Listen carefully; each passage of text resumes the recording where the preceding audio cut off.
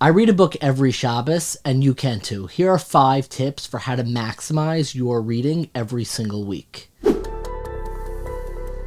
1. I don't really read a book every Shabbos. The key is to always be reading. I don't finish it every single Shabbos.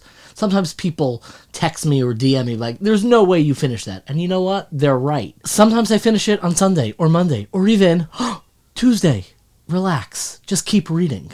The goal isn't to finish it every Shabbos. The goal is that every single week you have something that you know you want to be reading. Number 2, read what you love. There's no way you're going to finish a book if you don't love it. And you have to find the topics that you love to read about. I love reading nonfiction. I read a fiction book maybe once every 10 years. I love nonfiction and I love specific areas. I find an area and a topic that I'm in love with and I start devouring everything on that subject.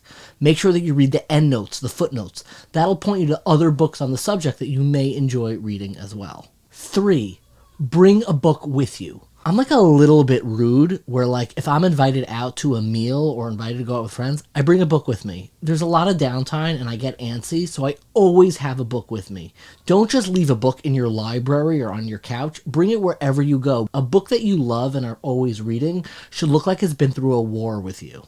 4, book darts. When you read a lot, it's really easy to forget a lot. You're constantly reading, you're also constantly forgetting. How do you remember what you read? Book darts. Book darts are these really cute little darts that you put inside of the pages of the books and the passages that you want to remember. Every single book dart, you just latch right onto the page, and when you're finished with a book, you should see all the pages and the key passages that you want to remember.